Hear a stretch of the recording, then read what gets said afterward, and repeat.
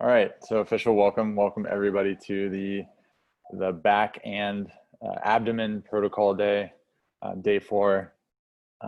Definitely got a message the other day, last night, and this is really deep dive, deep class.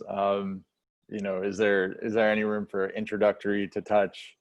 Um, uh, an introductory to touch slide here and there. So I think I'm going to add that into the head and neck day.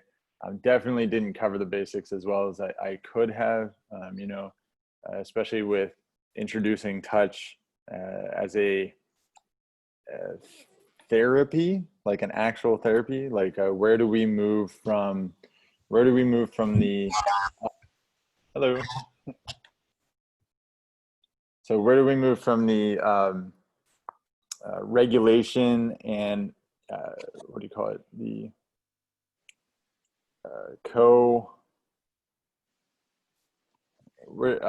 shoot, I'm drawing a blank on the word. So where do we move from the co-personal touch, the autonomic regulatory touch into the therapeutic realm? And I think that that's like a really valuable thing that that is missing from our talks, and that's something I can certainly be adding into the fold here. That being said, this is a deep dive class.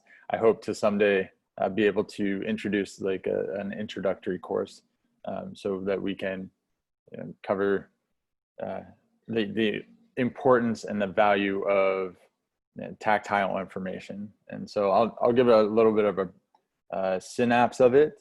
It's a synapse. It's a neurobiology joke, but I'll give a little bit of that on class 5, and then class 6 is going to be I really want to tie it all together and tie proprioception to meaning and tie proprioception to feeling and emotion.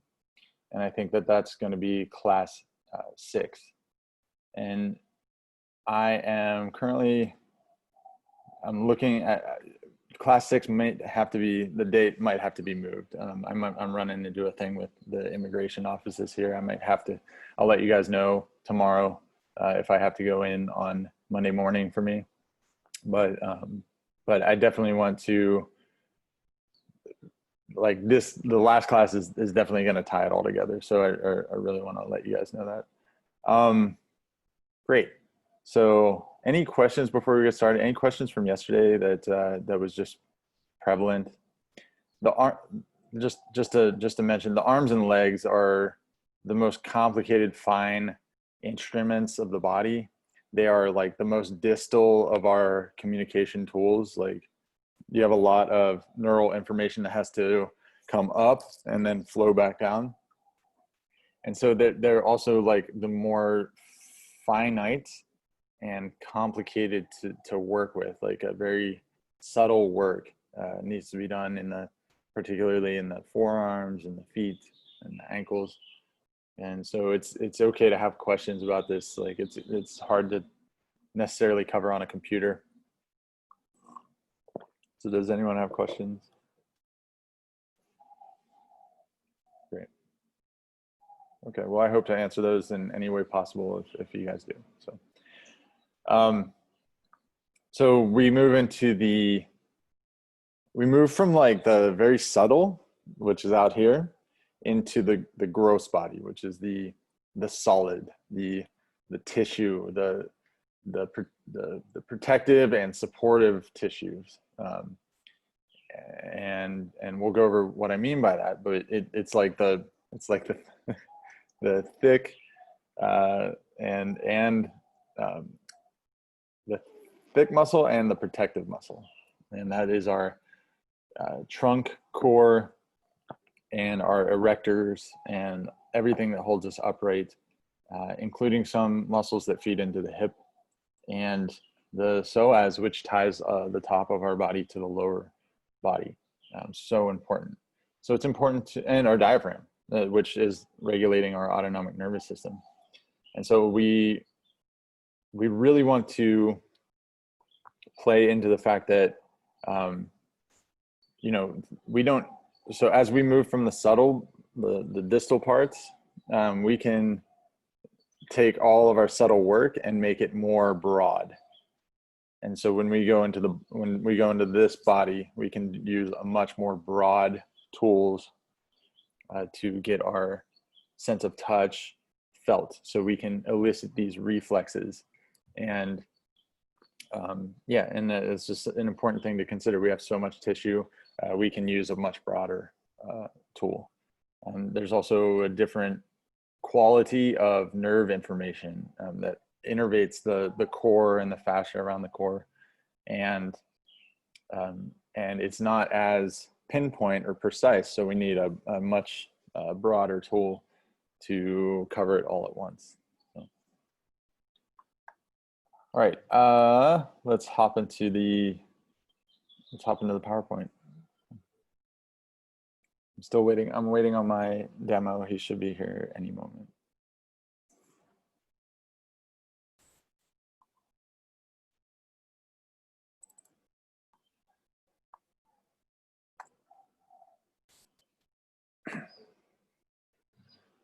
Okay, the back and abdomen, the back and the belly. Excuse me. All right, and this is what I'm talking about. So I got this great quote. You're not there to make someone feel better, but to make them better at feeling. And that's what we're doing. That's what we're doing by eliciting these reflexes. And remember yesterday that I said we're taking what seems to be a low resolution picture of somebody's environment. And when somebody's in trauma in particular, that resolution gets really low. That resolution is, I sometimes can't feel my body in space, which I've gotten in session numerous times. Is, you know, I have a real tough time connecting to my pelvis. I have a real tough time feeling my feet under the ground. And what we do by eliciting reflexes is we send stimulus information all the way up to the brainstem and back down. And when somebody, and even that can go into cortical areas, especially with the long latency reflexes. And so that gives somebody a novel perspective and a novel environment to feel. And so we're not here to make them feel better, which, I mean, you know, that is a side effect, but we want to do our jobs to make them better at feeling. I got a chat here. Yes, Gabor, love Gabor. Gabor is amazing. What he has done for the addiction community in Vancouver, British Columbia. I'm American. I feel like it should be a model everywhere else, and it's just a widely accepting quality of humanity that guy teaches. And so definitely pick up his books if you guys haven't.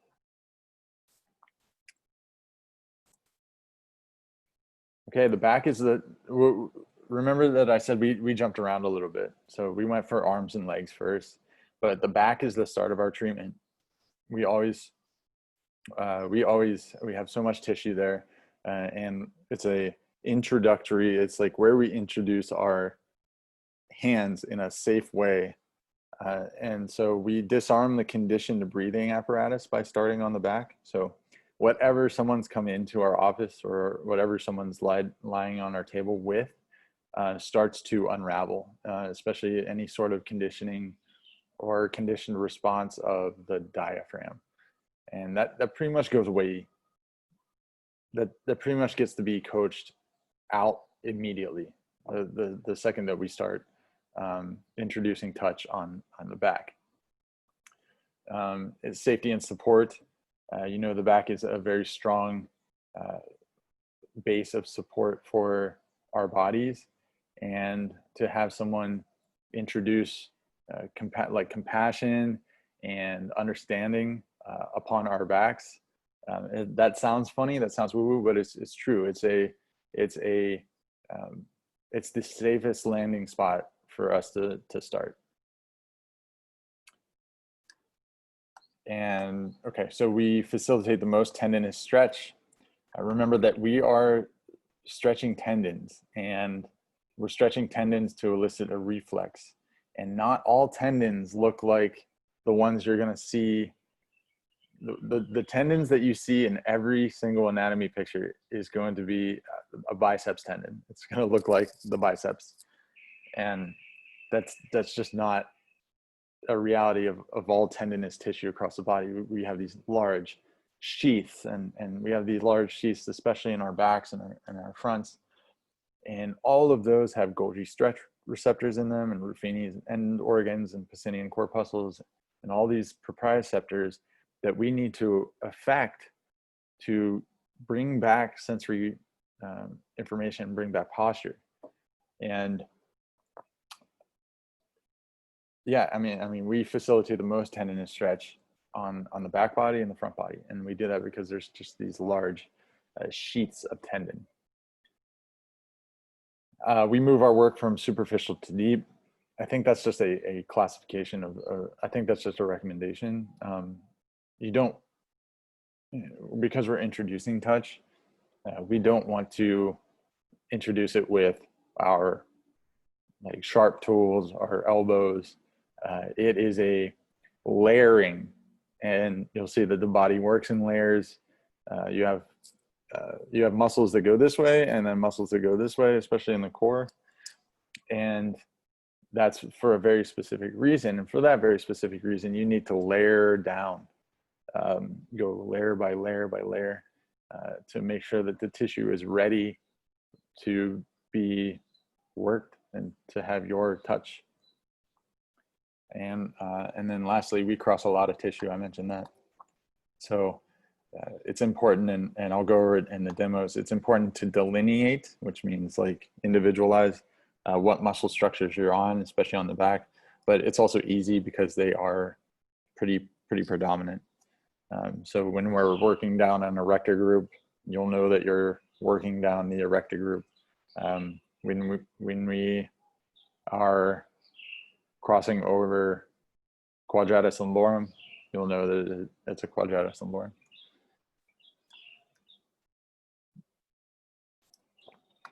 And the abdomen is what we protect. The abdomen is our belt. First of all, it's our belt holding us together. It's our corset.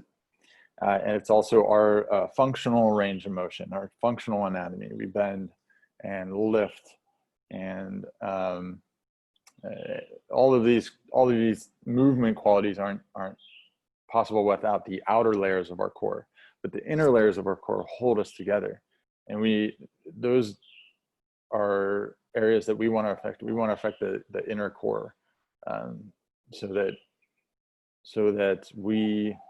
that that range of motion for the outer core can open up.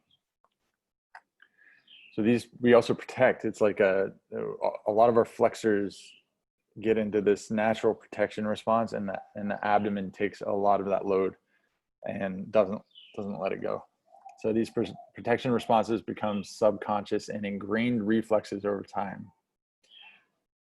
Think of somebody who has like a posture that's rounded forward. It's gotten there chronically. Remember that reflexes and reflexes are developmental, and they develop they strengthen and they strengthen over time until that's the norm. That's how we developed into these bodies, is a body full of reflexes. But those reflexes can also develop into positive feedback, which is gonna keep us into the response that we need to survive. I have had abdominal surgery.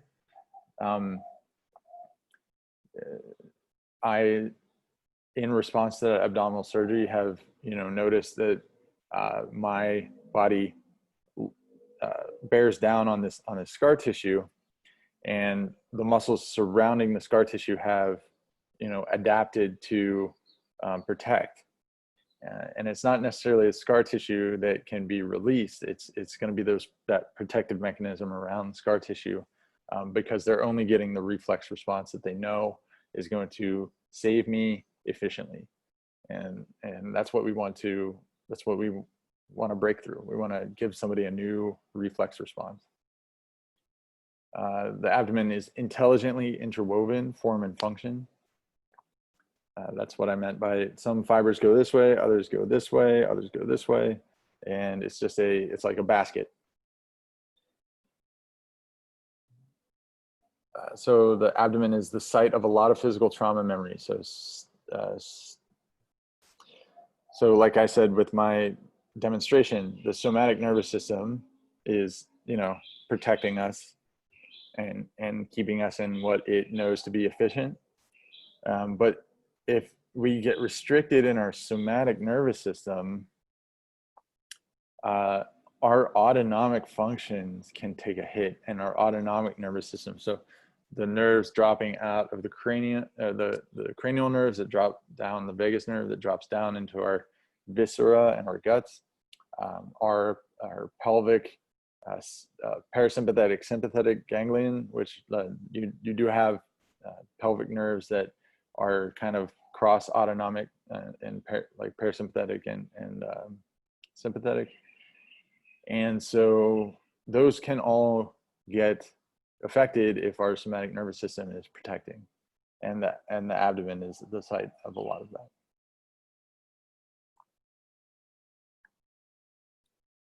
So a good place to start touch, solid place to start touch, introductory touch, is the thoracolumbar junction, which is T12L1. If you guys choose to start here, think of starting in one spot and moving out. It's like a really cool visual. It's like there's your landing spot right there at T12L1, and you work everything peripherally. You kind of watch the diaphragm, you watch the support structures of the back as you're doing all this peripheral work, and you can see that everything kind of like everything lands in this junction. It's where rotation meets stability meets the breath. And just some anatomical stuff. The 12th thoracic vertebra is the largest and most inferior of the thoracic vertebrae. It's like a hybrid vertebra. It's one of the hybrids. The T12 bears the most weight of any thoracic vertebra, and that can get us in trouble. It can get us in trouble. It's meant to be a mobile vertebra, and it's also a load-bearing vertebra, but it's not a lumbar vertebra. And when it takes on too much load, dysfunction happens.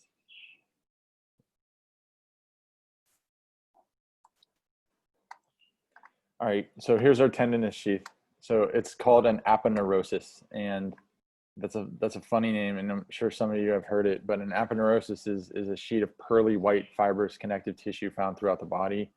Aponeuroses provide attachment points for muscles to connect to bone, just like any tendon, but they can also envelop muscles and organs, bind muscles together, and bind muscles to other tissue. So they're important for movement and posture.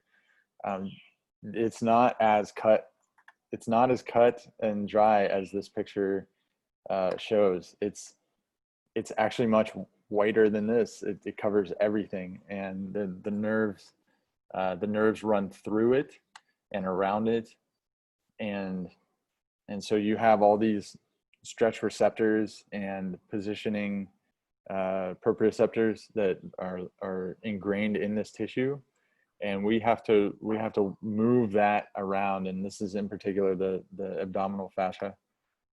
But if we move this around, we take those stretch receptors past their comfort point, and they have to hit that reflex and start to ease the muscle tension. And that's just happening all over. If we have a tight abdomen, that's a really big tendon. So yeah, that's called an aponeurosis, and we have one on the front and we have one on the back with the thoracolumbar fascia. And there's that picture again on the right where just showing you guys how much fascia ties into how many muscles of the back. I mean, this stuff is just like I want you to think less of it as a connective. It is a mechanical connective tissue, but the nerves that are meeting the muscle and the fascia are what matter the most, because that fascia is going to stretch and the muscle fibers are going to ease up. So thoracolumbar fascia tying all these muscles here in the back together, the lats you can see.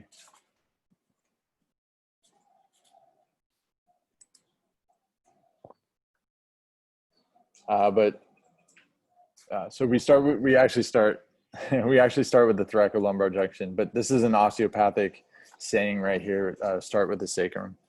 So the sacrum supports the body weight and splays between the pubic bones and the hips. I'm from Pennsylvania, which is called the Keystone State. A keystone is a keystone. It's on all the flags and all the public buildings. But a keystone is a big stone that looks like this, that creates the base of an archway for a door. And so when they had these big stone archways, back in the 1800s, they would put a keystone at the top. And so that would distribute the weight down both sides of the archway. And that's exactly what our sacrum does with our legs. It's the keystone of our body. So it distributes the weight, of our spine. And it also has intricate connections with fascia, intricate connections with nerves. So an extreme number of insertions pop here from the spine to the glutes. And then we're gonna learn, what I showed you guys yesterday was sacrolumbar distractions, and we're gonna actually do that again today. So that's just it's tractioning of the sacrum, but we also call it a distraction. So what's the initial type of touch you would begin with here? We'll cover it, Lisa, thank you for your question. So the initial type of touch I would begin with on the back is very light, with using very light, but also using my palm to introduce a bit of stretch. And we'll start that along the erector group, and we'll coach the breath along the way at the erector group. And so you see me do it a couple times to warm up the shoulders, especially on, I did it on shoulder routine day. But you'll see me pair the breath with this kind of a rocking motion, and I'll show you what I mean.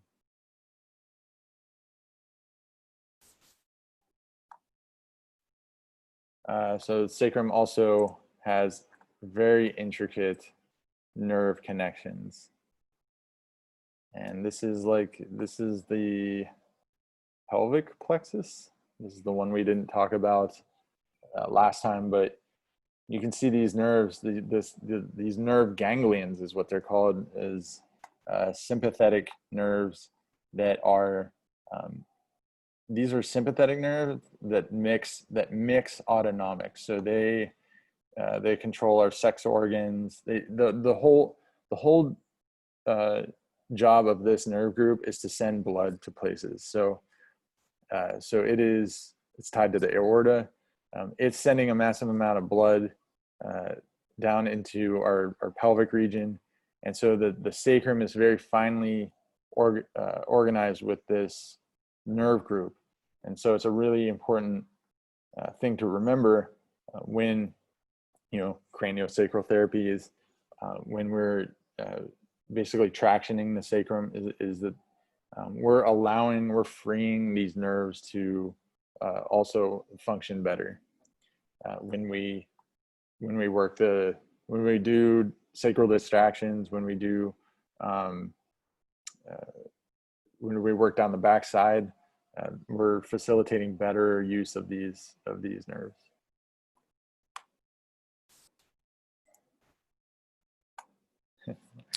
I love craniosacral therapy. I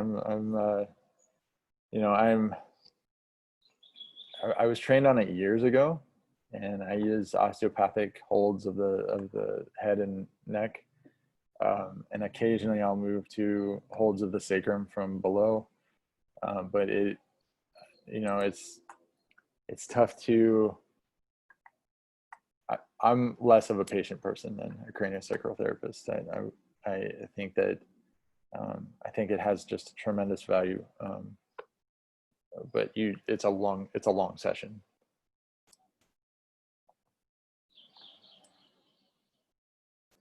Okay, family. So we got our erector spinae group, spinalis, longissimus, iliocostalis. This is our erectors. These are muscles that employ a long latency reflex all the time. So they are always informing us of upright walking position and how our bodies are positioned to our sacrum and head. You can see that they're tying directly into the sacrum by a large tendon, and yeah, and they're important. They're important that that the proprioception, the pan proprioception, the proprioception that just spans the length of our body, is so important with these muscles, because when they start to lose proprioception, we get spinal curvature.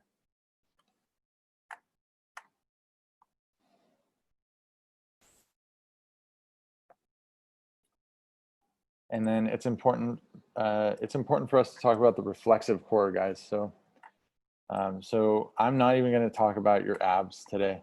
I'm going to talk about the deepest abs and the container that those abs create.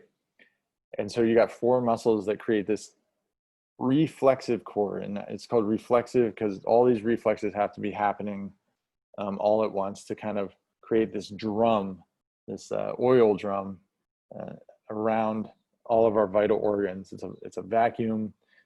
It is the most perfect integration of musculature in your body, and it combines 4 muscles surrounding one: the diaphragm, the transverse abdominis, the multifidi of the spine, which is just it's basically holding the sacrum in position, and the pelvic floor. So several muscles that create the pelvic floor, and all of these groups combined, they create this pocket so that the psoas, which is the long muscle right here in red, can have a ideal form and function.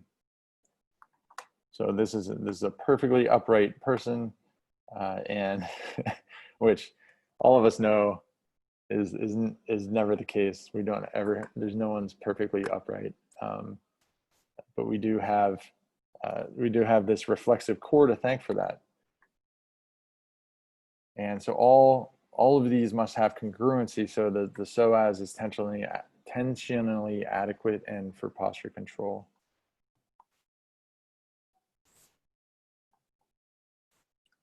Okay, the myofascial core is comprised of deep muscles and deep fascia that intertwine. It's a hub that protects, stabilizes, and engages the center of the body through which all other structures revolve. And the bottom is sometimes called the pelvic floor. It has deep muscles and fascia that create a pelvic diaphragm that's critical for respiration, defecation, and childbirth. And then you have this familiar muscle along the bottom edge of the rib cage and anterior surface of the lumbar vertebra is a second horizontal group of tissue called the respiratory diaphragm. We'll go over that. Posterior side of the spine has multifidi, a group of muscles that travel the length of the spine, similar to a corset, stabilizing the vertebra, among other actions on the spine. And then tying it all together are several sheets of fascia and muscle that wrap the abdominals, the transverse abdominis, internal, external obliques, and they all insert into the thoracolumbar fascia at the back in the vertebra, the one that we covered. Here we go, guys. This is the most epic muscle.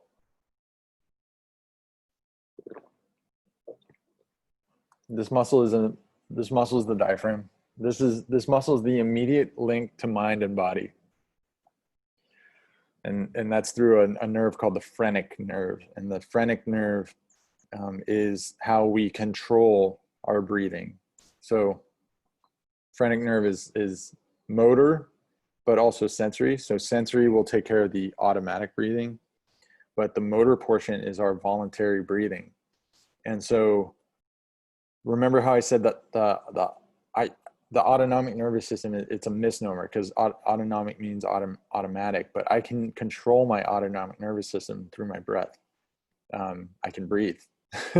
I can breathe. I can control my breathing.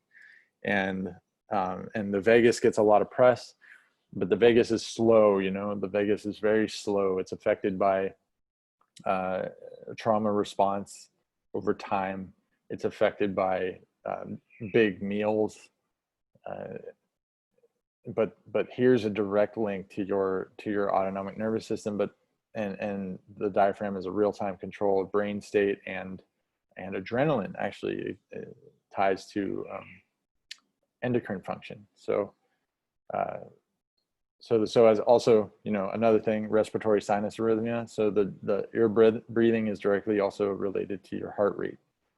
And so the diaphragm has a big job. And we are so intricately woven. We are so perfectly woven because down here are these two tendons, and these two tendons weave in between the insertion points of your psoas. So those are called the left and right cura, or the crural ligaments, or crural tendons. And they blend with the longitudinal ligament, and they link intimately with the psoas. So your breathing and your posture are also linked. And just a quick picture of the pelvic floor. These muscles are supporting the base of your reflexive core. Pelvic floor therapists, by the way, I'm not one. I know a lot of them.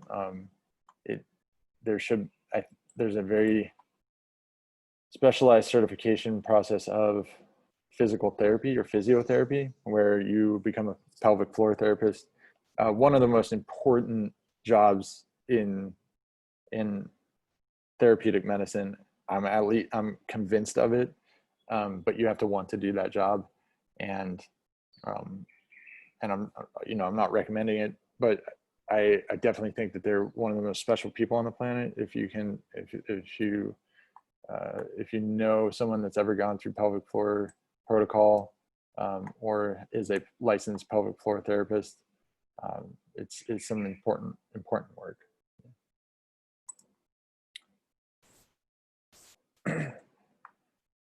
And here's our belt, guys. Here's our transverse abdominis. Here's the base layer of muscle that connects our rib cage, our pelvis, around to our back. It connects to the linea alba, which is this line that goes down the middle from our rib cage to our pubic bone, pubic symphysis. And I mean, this is a great big muscle. This is huge. It's actually super thin, and it's actually not necessarily too much muscle tissue at all. It's a lot of fascia, but you can see how it binds everything down. It doesn't have a function like the abs do, like the rectus abdominis. All this is doing is keeping us in a posture. So you can see the rectus in front of the transverse. That's used for spinal flexion.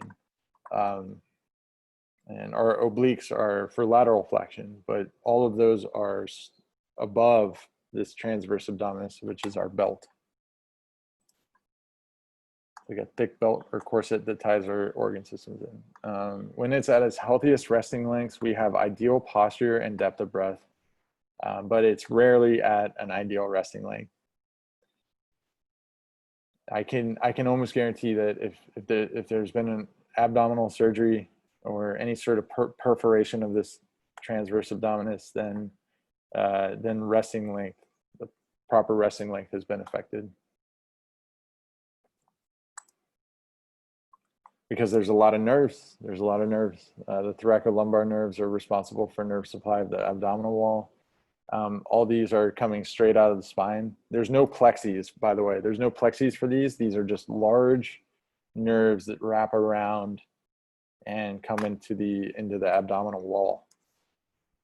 And when we're doing these big stretches, like I'll show you, it's important to consider that the reflexes are going through these nerves.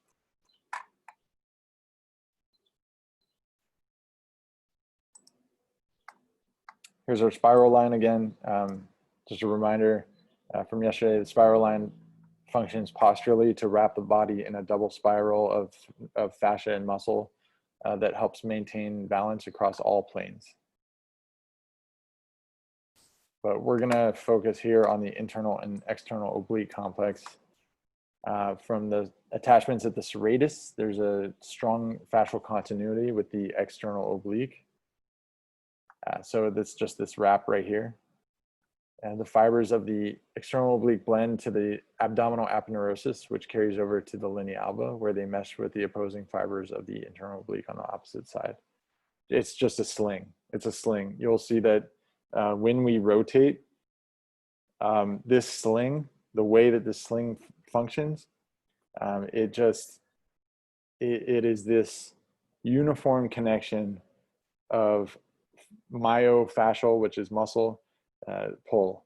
And so in movement, these muscles are all working kind of in conjunction and pulling in this common line right here.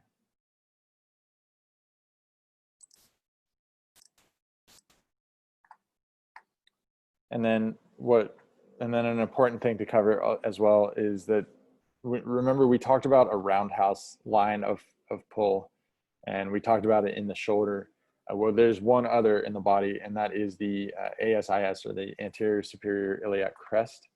You can see there's just a lot of muscle tissue. That's all this pink right here that ties into or near the ASIS, which is over here on the left. And it's an interweaving of pull that goes up, down, side, in, back. That it basically is just it's hanging our pelvic girdle up. And we want all these muscles to have adequate resting tone. We want all the muscles of the abs to have adequate resting tone. We want the muscles of the legs to have adequate resting tone, so that this roundhouse is sitting in the middle and it's not being pulled to. Let's say we got two hip bones, which is the ASIS. If you put your hand on your hip bones, we got two of them, and no matter where the roundhouse is pulling the most, those two can get adjusted. And so if we're at adequate resting tone, you got equilibrium on both sides.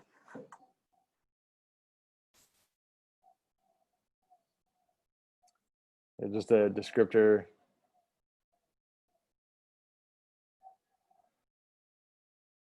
Okay, we got this transverse abdominis, the internal oblique fibers, the sartorius, the inguinal ligament, and the iliacus.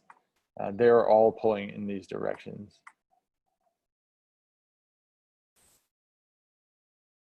And then we did this yesterday. We saw this yesterday, guys. The iliopsoas complex, or the psoas, the iliacus here, and the psoas up, binding to T12L1, and then coming over here and inserting down on the femur. You guys are going to see when we do the abdominal work, I'm going to be simultaneously rotating the leg in while I have my hand pressing into the abdominal wall. And that is just to passively ease this psoas up. And I don't have to go in and dig in to get on this muscle belly over here. because digging onto the muscle belly, remember, isn't going to do much. We have to work at the tendons, which is going to do a lot more. And so you'll see me use my elbows in T12 L1, and you'll also see me rotating my client's leg in and out while I do abdominal work. So these muscles, they primarily flex the hip, but they also help with lateral flexion. And just another screenshot here, guys, is I want you to notice that this group of muscles does not, it looks straight right here, right? But it takes this like 60-degree, when we're standing up, it takes a 60-degree turn just to prop us up. And it's one of the most powerful fulcrums of the body, natural fulcrums. It takes this corner, and then all of a sudden we're upright standing, and we have posture. So we get somebody on a table. We actually, we do the steps we take the steps to deactivate this psoas complex. And right here it's engaged. And when someone's lying down, we can maneuver the leg and hip, and we can work in the belly to disengage.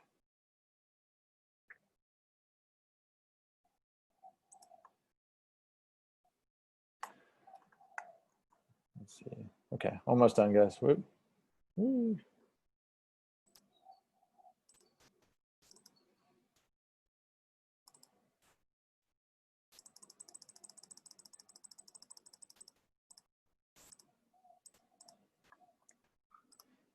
One last muscle group that we have to cover is that this is technically an abdominal muscle. It's quadratus lumborum.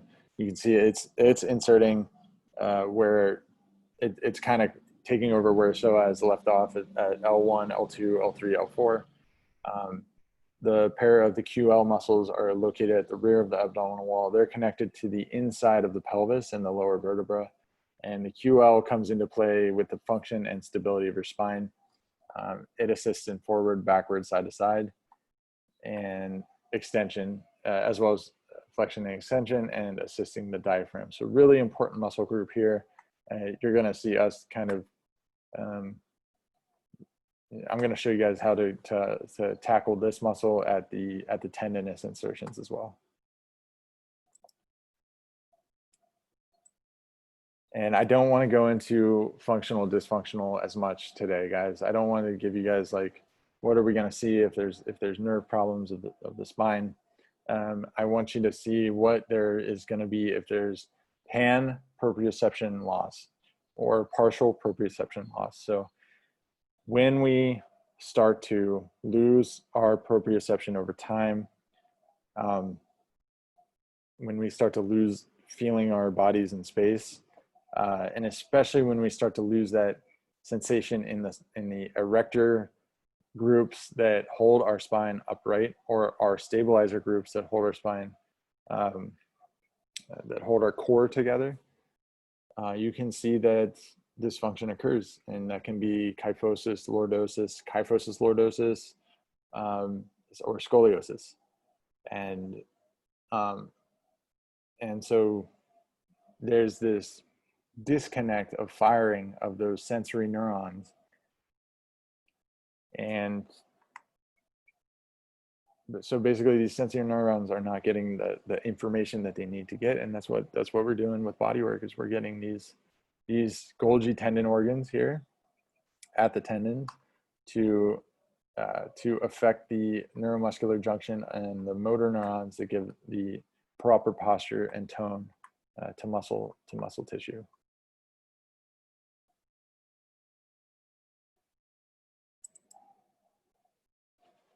Cool. So our treatment goals for today, we're gonna, so when he flips over, we're gonna find the 0 points of the spine. So at these junctions of the spine, the TLJ, the lumbosacral, and the cervicothoracic.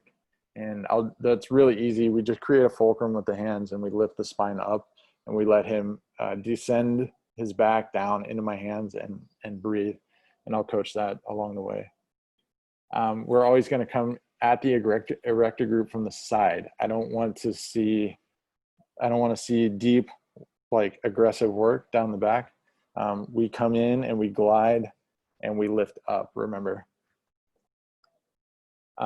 So we're going to address both aponeuroses from going from light to medium to deep. And you're going to see us pair breath to abdominal work, both back and abdominal work. And so we're coaching, we really want to coach the diaphragm here.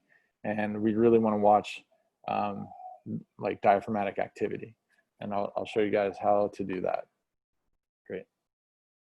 So I'm going to hop over here to the video. I'm going to mute this and then we'll get started. Cool. We'll get started. So we'll go shirt off, face down.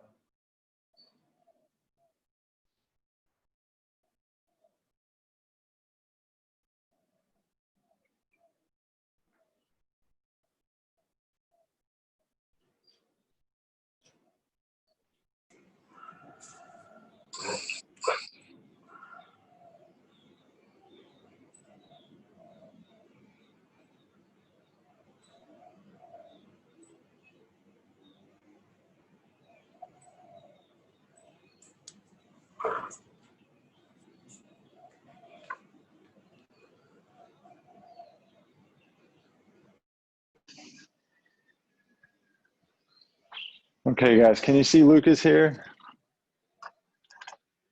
We're good. Okay, thumbs up. Yes, great. And you can hear me, so that's good.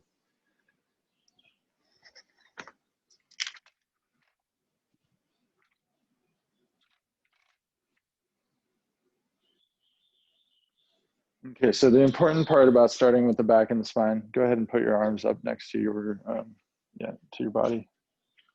The one important factor that we want to start with is just start with a cover over the body. With using the sheet, you get a different sort of medium, you get a different sort of tactile approach to the erector group. So rather than skin on skin, it's always good in, well, I always do it in my practice to start over the sheet.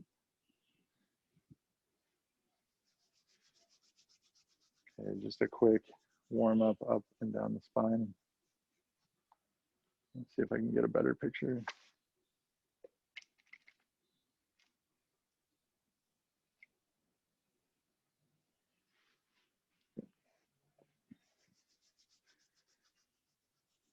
Okay, team, so we want to find that thoracolumbar junction, which is T12L1, and it's the rotation point of the body.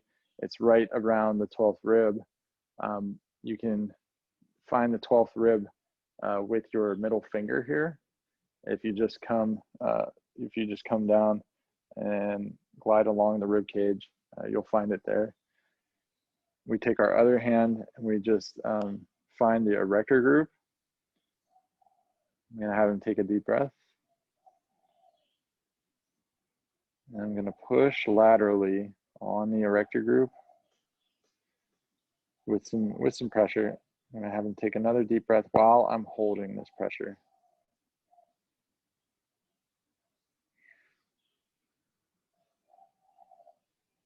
Good. Then I'm going to let go. Now I'm going to come a little bit wider on the erector group, and I'm going to do the same thing. Deep breath. This time my hand is almost, it could be tracing the posterior hip.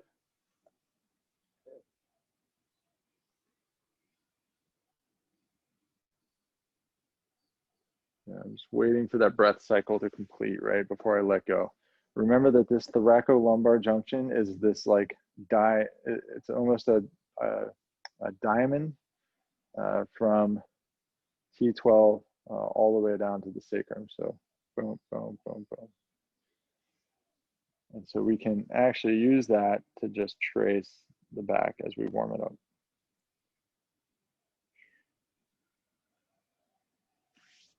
Good. Then we can start to climb up. Deep breath.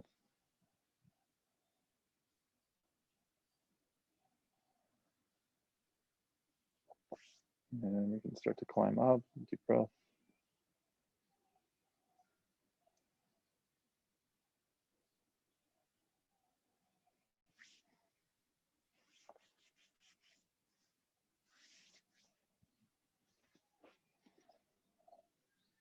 We'll do the other side.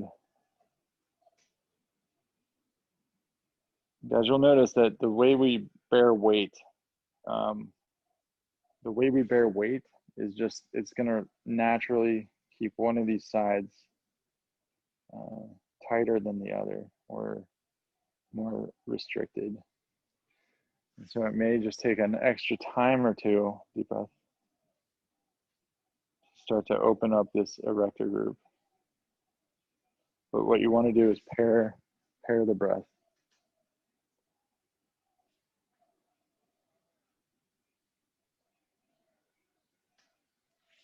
And we're just tracing the shoulder here, deep breath.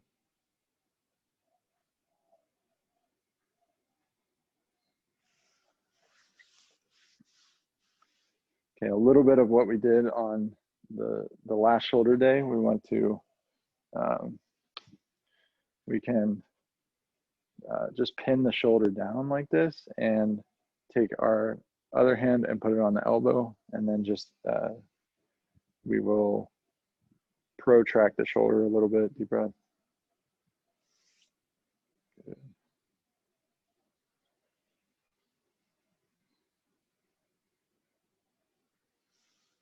Cool. And then that looks like this.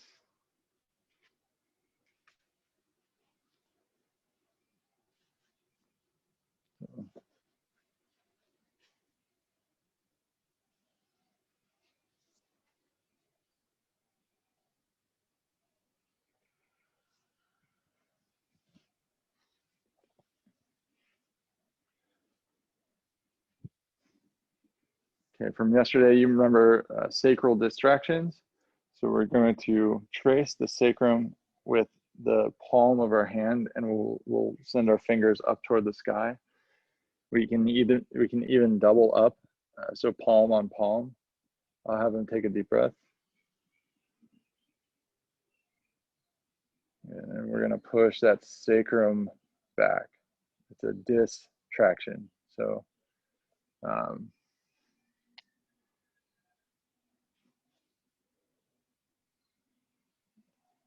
so we're waiting a couple breath cycles.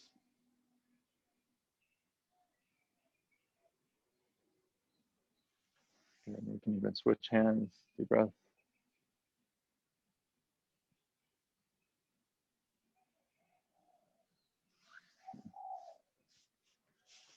We'll come up on the shoulders here, deep breath. So just adding pressure kind of behind the neck and lifting up. Looks like this.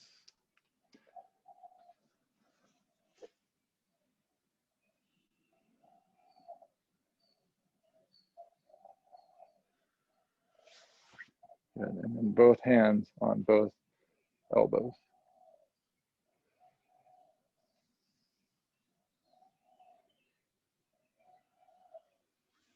What I'm doing is I'm pinning certain places. I'm pinning all along here, and I'm pinning and letting it stretch. But the fascinating thing is I'm letting the breath take that stretch a little bit further.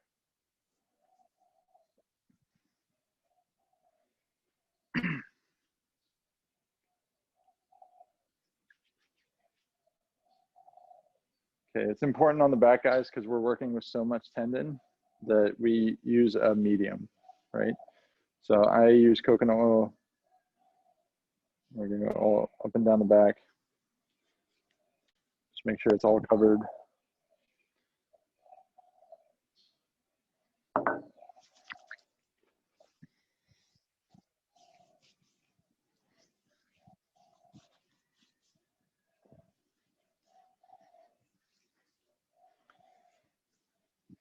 So this is very light work, but it's rhythmic work, right? So I'm just going up and down intuitively, up and down the spine.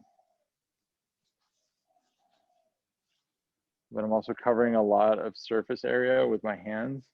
I'm doing it superficially, and then I'm pulling as I come up. So not pushing hard, but pulling when I come up. And then I'm covering the shoulders a little bit.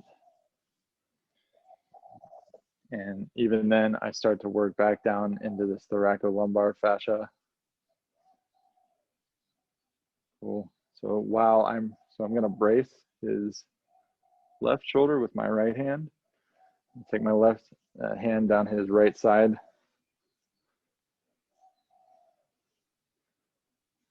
And I'm just gonna kind of hit this crest with my thumb and move down. Hit this crest with my thumb, move down.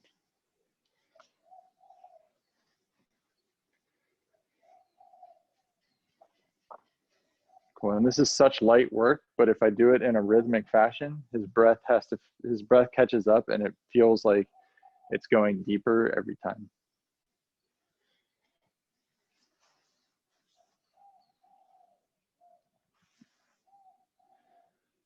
Okay, then I'm going to actually trace down the thoracic erector group with my palm. So I'm going to come a little bit deeper, starting at T12. And have him take a deep breath, and I'm going to trace all the way down into the shoulder.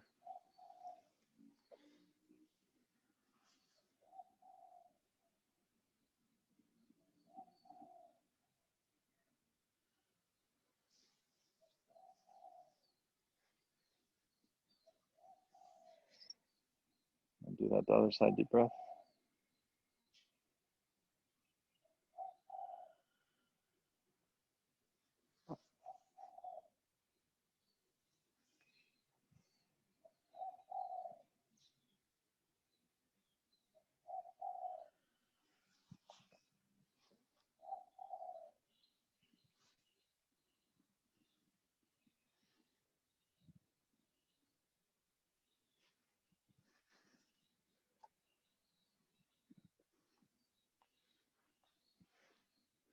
Okay, and now this is where I move to one side or the other. So now I've effectively opened up all the superficial tendinous structure. I've gone pretty light, but I made sure to cover everything tactfully, everything in big movements. And so now I can move into more precision work, and we'll pick the right side first, and we're gonna do some elbow work, right? So make sure that the elbow has some medium on it. I come in pretty intimately into the shoulder when I start here, and then I brace what I'm gonna brace is down the quadratus lumborum, almost having the outside of my hand on the iliac crest, and I'll just brace right here, okay? Then I'm gonna come in with my right forearm, and I'm gonna go up, deep breath.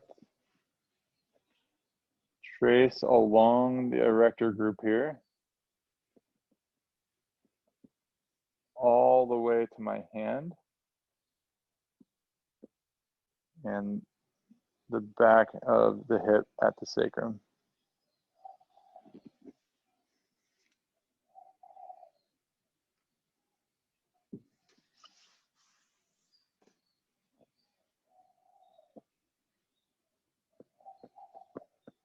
So that erector group is, I'm not bearing down on this erector group. I'm coming up, finding erector group, and I'm pushing in toward the spine and almost lifting up. Then I get down to sacrum, I hold for a second.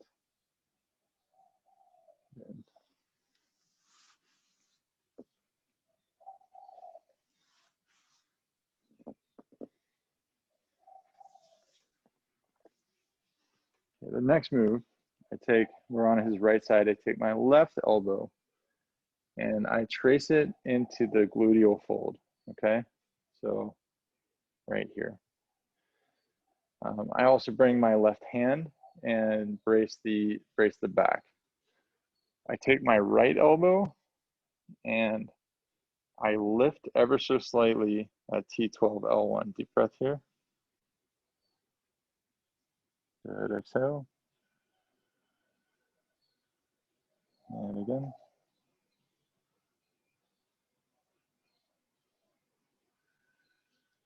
Good, then I start to trace down, and I don't dig in the ribs, but I do everything quite superficially until my elbow hits the table. So now I'm sitting in that oblique pocket that I'm sitting in between his rib cage and his hips with my right elbow. So I'm letting him just breathe into my right forearm, and that's extremely important to opening up all the fascia that tie together. And then I start to trace his gluteal fold with my left, while my right forearm is in that thoracolumbar pocket. So right arm thoracolumbar, left arm tracing his gluteal fold and just pushing away. Deep breath.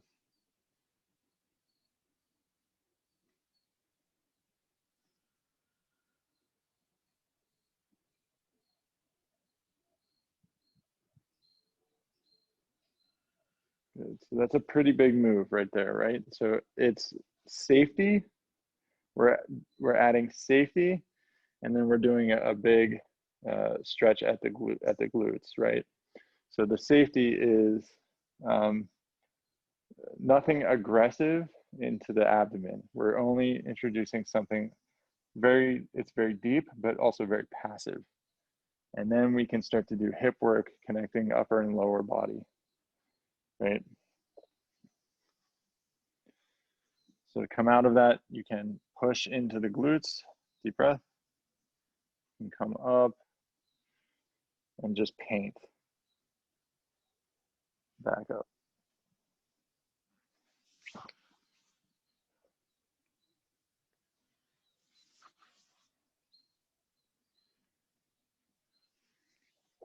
Okay, and the last maneuver, we're going to take our right forearm, his right side.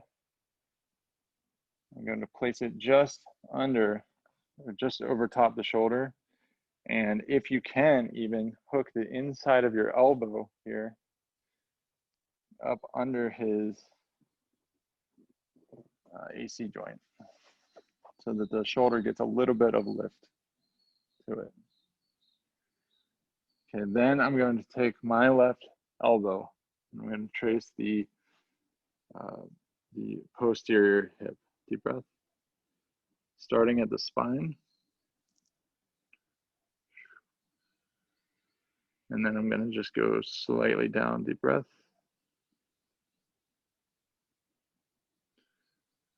Good. I'm adding pressure with my elbow down, so down toward his feet.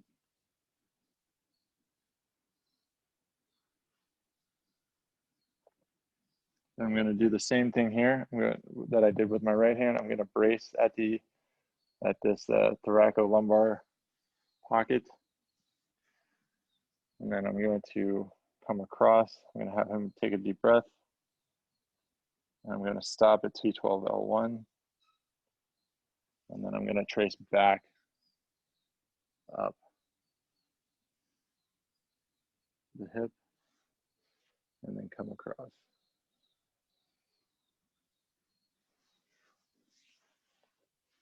Okay, so I'm going to tie it all together on this next side, okay? And then we move into arm, but let me show you how it all comes across on this other side.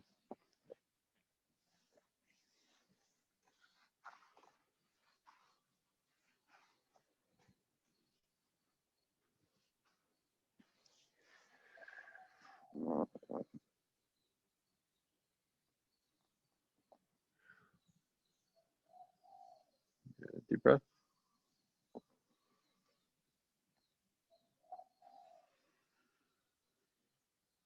And again.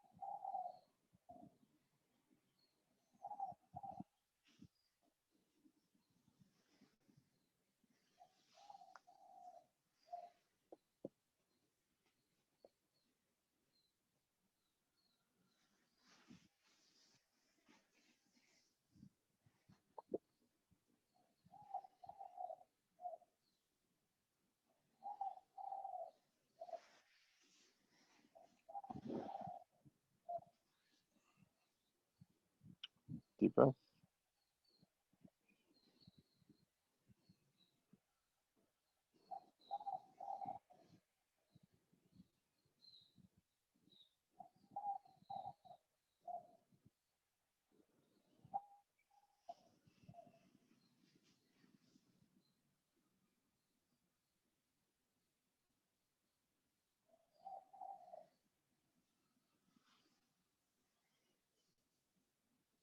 Deep breath.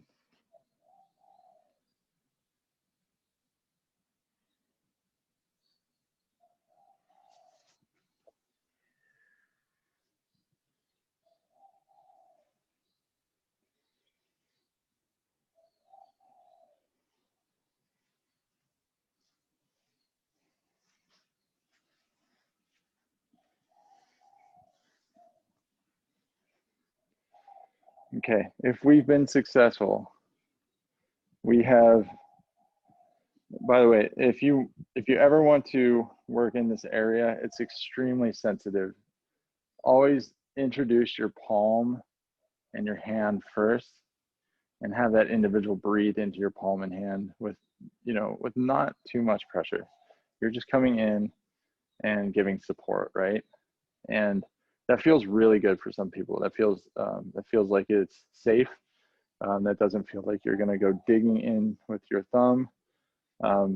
Any sort of direct pressure that we did was going to be here at T12L1, and also the most direct pressure was at the lumbosacral, which is just these 2 points, or these 4.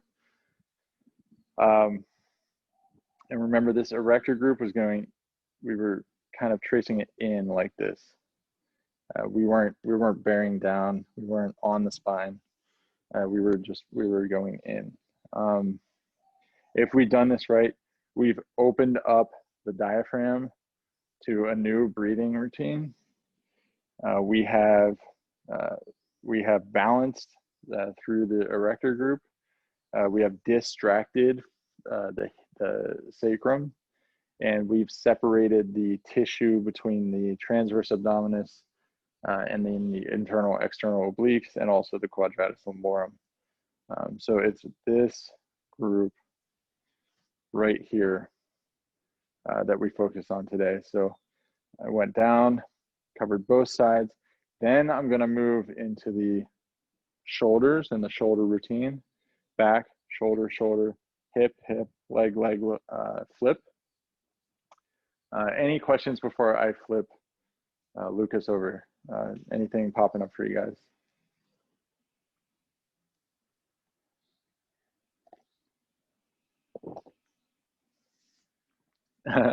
Lucas, how are you feeling? Good. Cool. we got a thumbs up. All right, cool. Go ahead and flip over.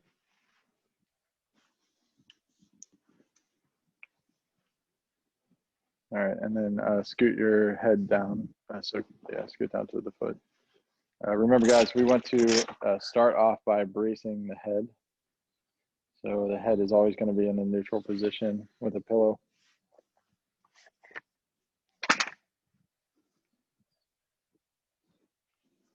The knees are going to be braced by a bolster. I will start off again with the cover, because we're always going to be covering the individual. I work the upper body almost completely covered, but then I'm going to take away the cover so that you can see precisely what I'm doing. And I'm actually going to change the angle of what I'm doing. Let's see. Oh, let's give you guys that original angle first.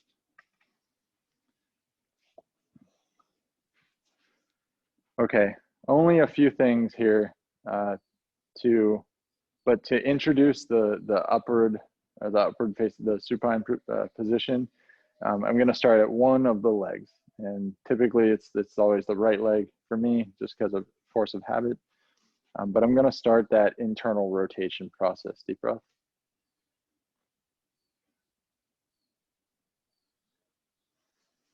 Remember from yesterday, I want to internally rotate the leg, maybe a little bit of pressure on the quad.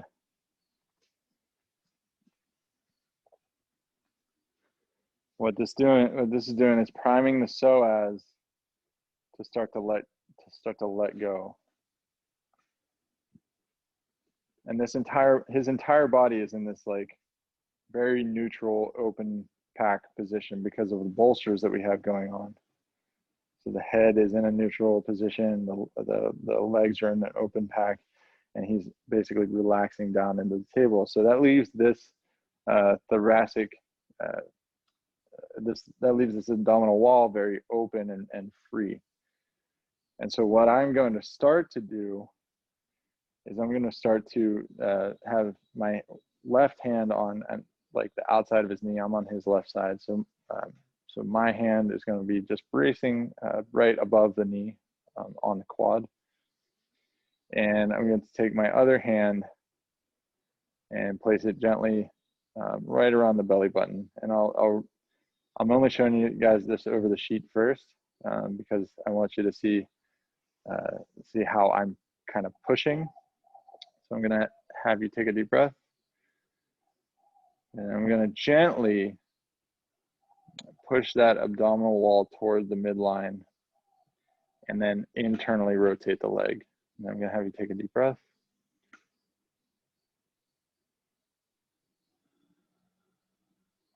Good. So I'm probably, if it's 1 layer, 2 layer, 3 layer, I'm probably on 2 layer. And I'm just gently pushing in. Good. And then internally rotating the leg as I'm doing this. Good. 2 more breaths.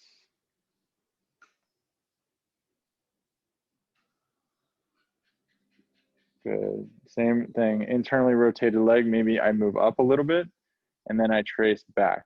Deep breath with my right hand. So tracing down his obliques while still internally rotating the leg.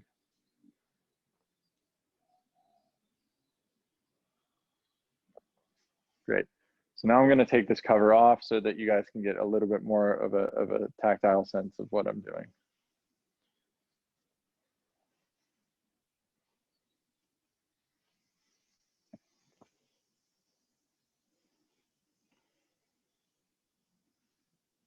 Okay.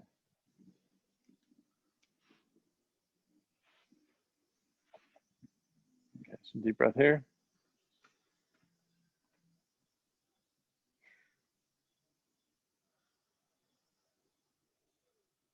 Good, 2 more.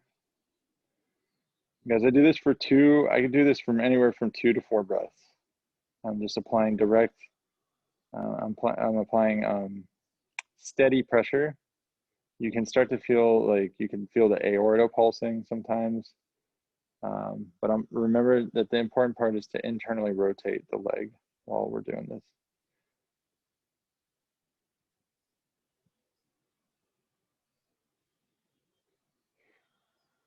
Good, then I'm gonna come back and I'm gonna trace backwards, internally rotating the leg. So deep breath here, 2 deep breaths.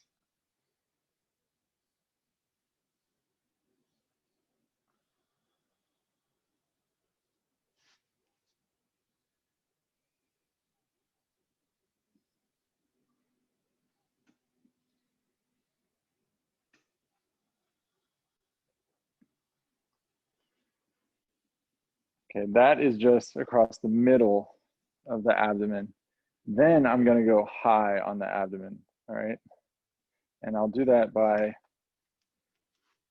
bracing the ankle now with I'm gonna brace the ankle with my left. This is his left side.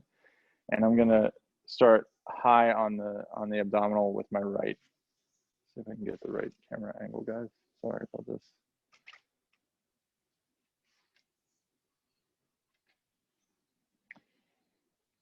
Okay, so deep breath here.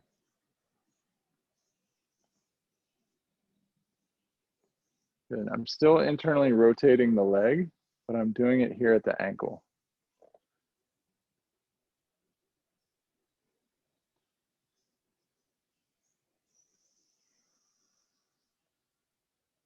And then I'm going to trace under the ribs, 2 deep breaths.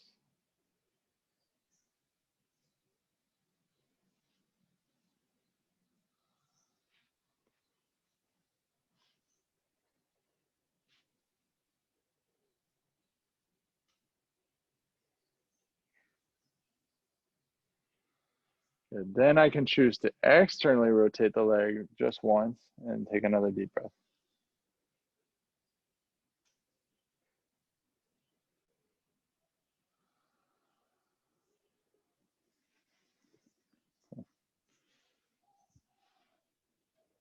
You guys see that all right?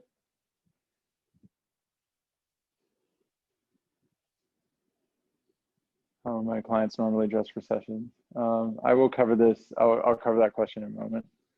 So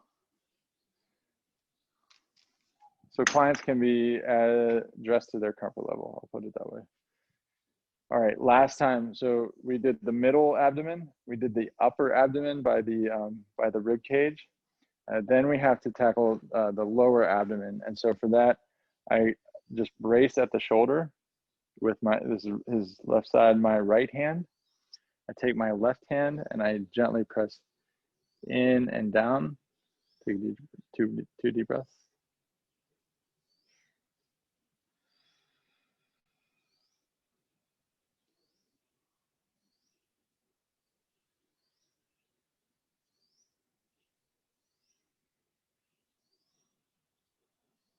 Good. Remember, we're tracing the belt line. No lower than that. We're not going any lower than belt line.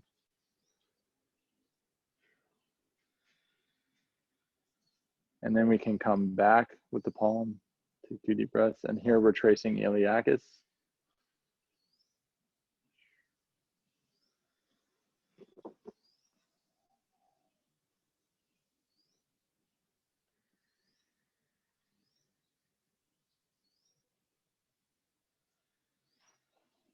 Good. That's it.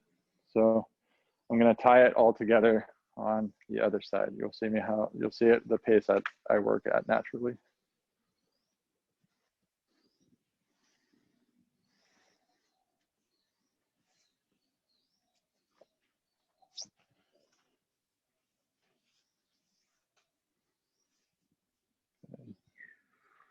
Good. 2 deep breaths.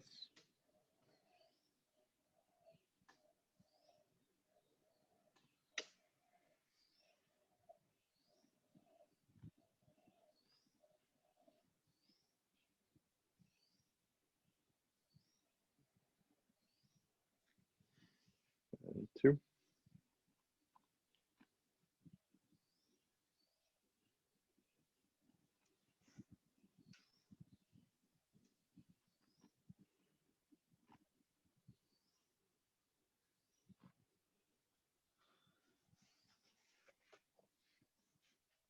2. Remember to get a full grip on that ankle. Like if you can wrap all the way around that ankle, it's a great tactile sensation for this move right here. Remember how many proprioceptors we have at the ankle and how they influence our body all the way up. Good. 2 deep breaths.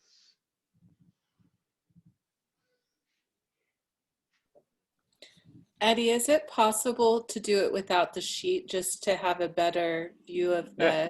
Thank you. Absolutely.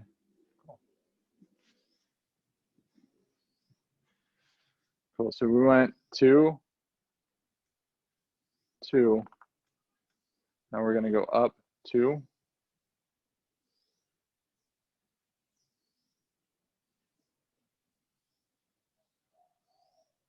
And then we're going to trace back 2. And here we can externally rotate the leg.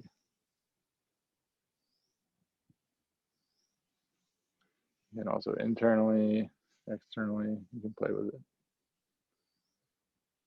So remember, each person's weight distribution down their leg is different, but what we're doing is we're freeing up that psoas insertion, and we're doing it with the breath, and we're doing it with rotation of the leg.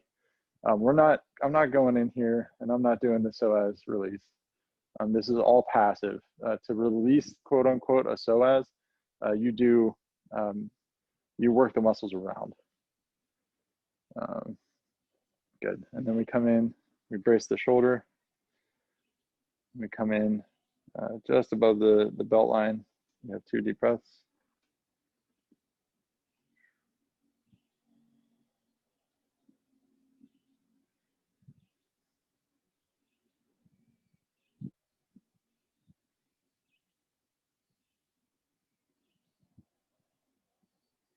And then we come back and we trace the iliacus. Deep breath.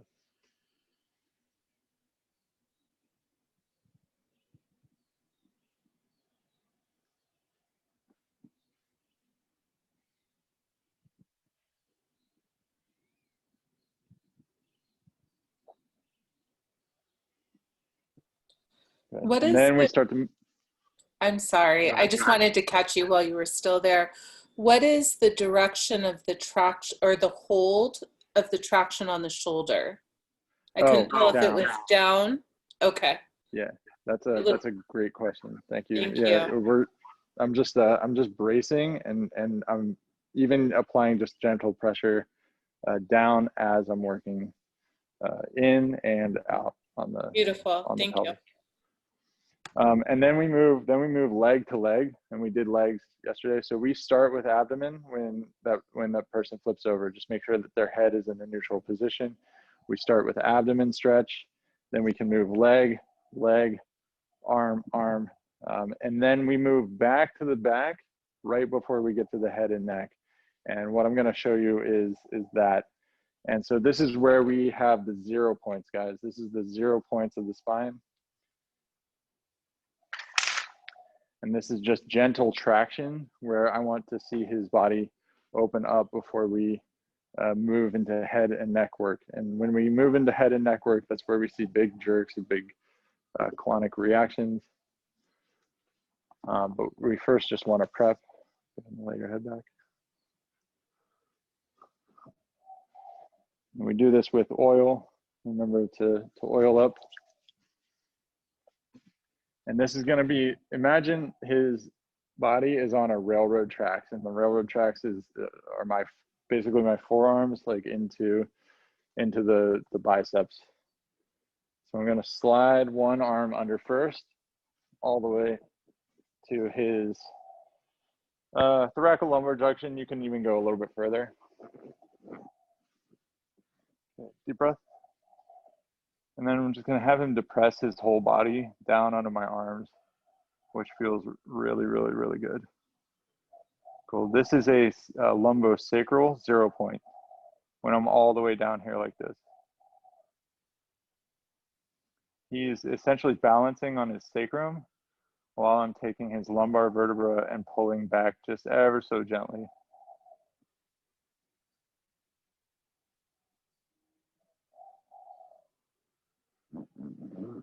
And then I can start to move up to the thoracolumbar junction. Deep breath.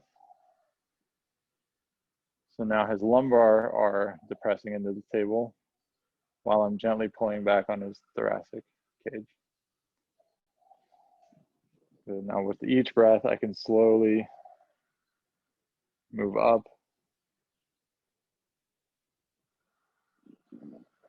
Slowly move up.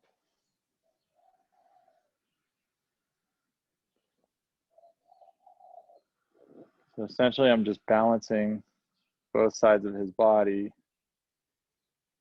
and I'm also gently pulling back with my hands. And lastly, the shoulders.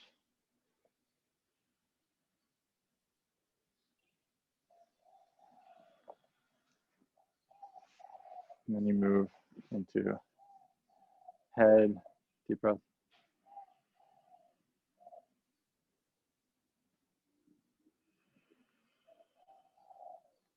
Head and neck. And basically now we have traction the entire spine, which is awesome. And we can move into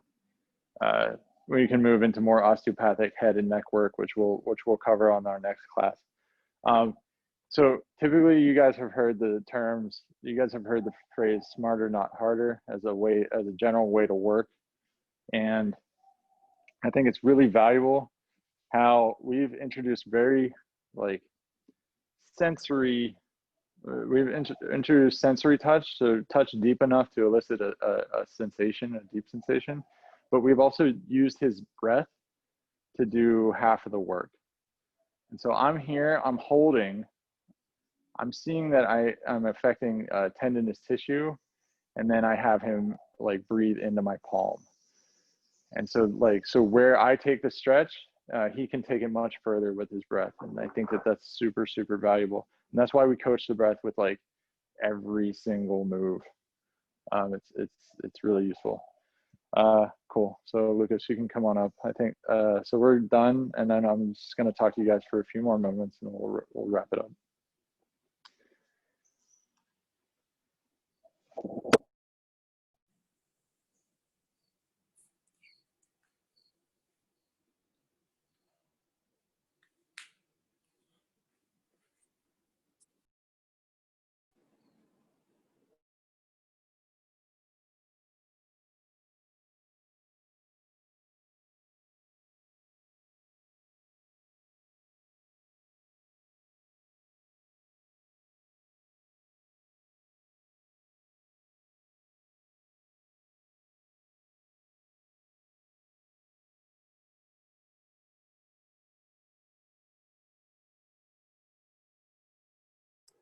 Sorry, guys.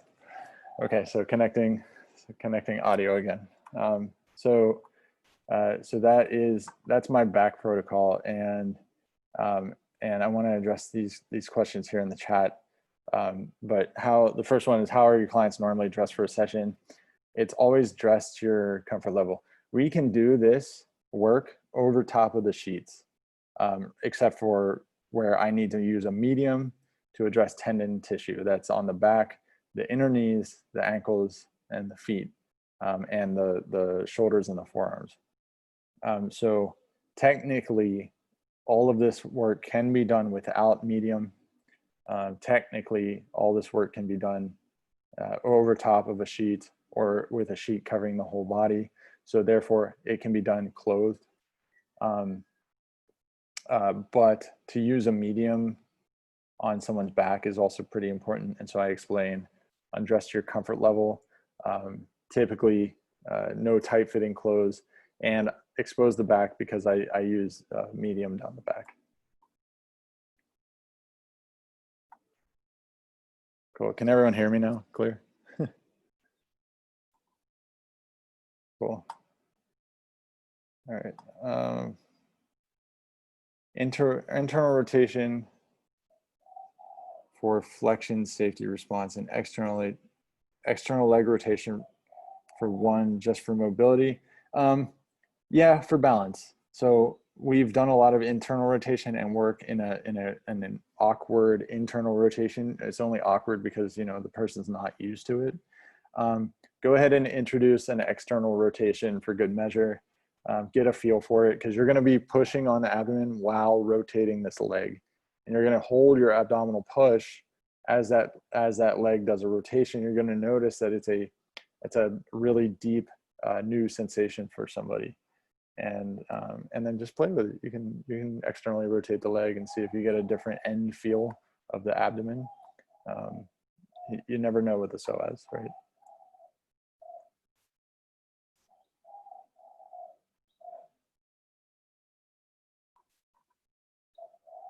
All right, any questions popping up, guys? Like, so that was a back protocol.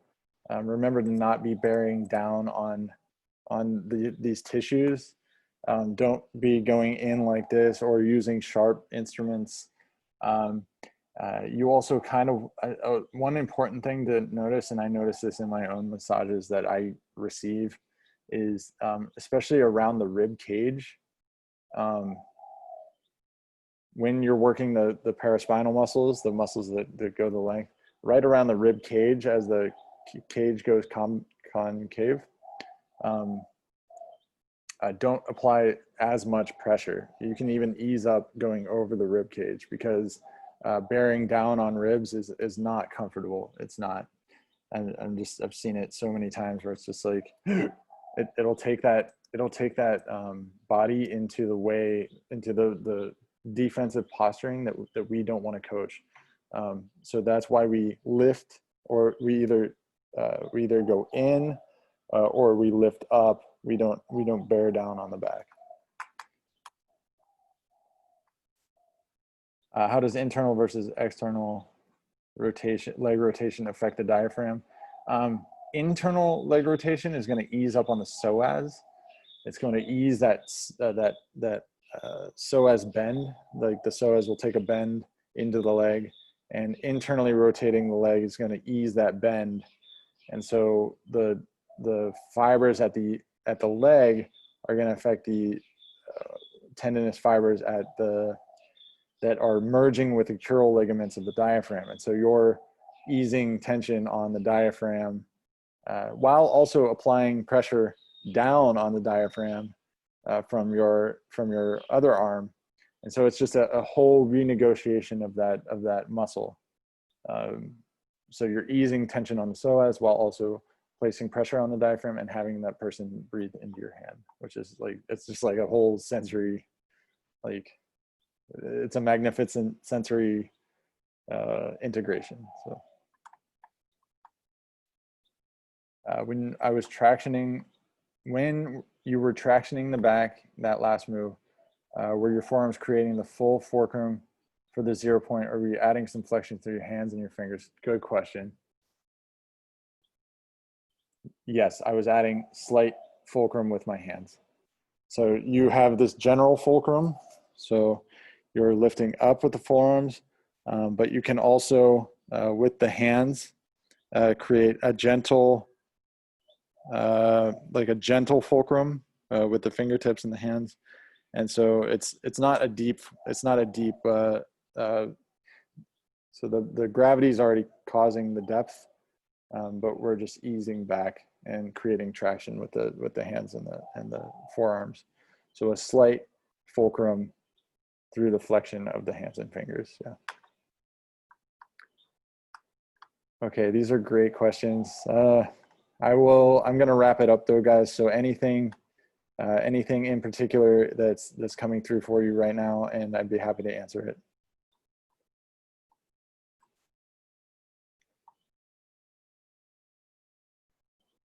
Cool. So guys, this is probably one of the most important areas that we can work. Yeah, and thank you for joining me. Just use, I guess the thing I want to get across is use the individual's breath to open up the abdominal wall and the thoracolumbar junction. The person's breath is going to take you everywhere, especially when you get into these positions and you have to hold them for a minute or two with the elbows. Use the individual's breath. It's your third hand or fourth. Like you got gravity, and then you got the person's breath. So you got like, you're tricking the person into thinking that there's 4 hands on them instead of just 2. Okay. All right. Thank you guys so much. Yeah, I appreciate you. Yeah. Thank you. Dan, I'll get you on the table sometime, man. All right. Thank you all. Yeah. Cheers.